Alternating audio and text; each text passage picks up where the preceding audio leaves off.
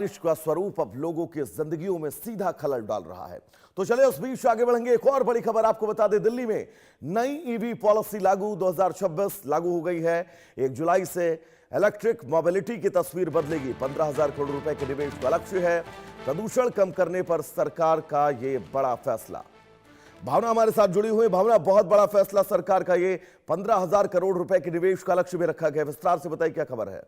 जी देखिए, मैं आपको बता दूं, दिल्ली में 1 जुलाई से नई ईवी पॉलिसी जो है वो लागू होने जा रही है। दिल्ली की मुख्यमंत्री रेखा गुप्ता ने सोमवार को इसका ऐलान किया था। इस पॉलिसी के तहत ईवी गाड़ी खरीदने पर ग्राहकों को बड़ी छूट और सब्सिडी देने की प्लानिंग भी जो है वो की गई है।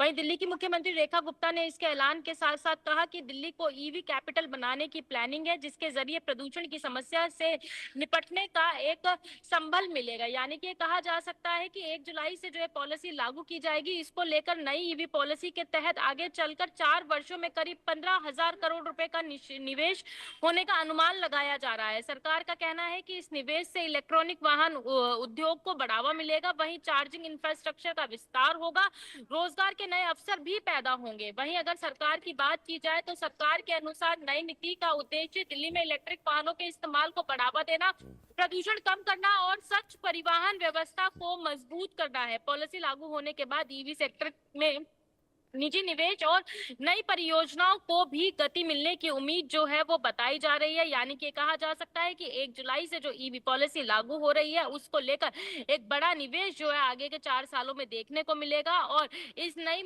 पॉलिसी को मंजूरी भी जो है वो मिल चुकी है। मानो बिल्कुल, और महत्वपूर्ण भी है क्योंकि दिल्ली के अंदर बढ़ता प्रदूषण दिल्ली वासियों के लिए, दिल्ली में रहने वालों के लिए एक बहुत ज्यादा चिंता का विषय है और इसको लेकर लगातार जो है वो सवाल भी उठाए जा रहे थे। और प्रदूषण को लेकर क्या कुछ खबरें हैं आपके पास? कैसे दिल्ली सरकार इस पर अंकुश लगाएगी? मास्टर प्लान क्या है इनका?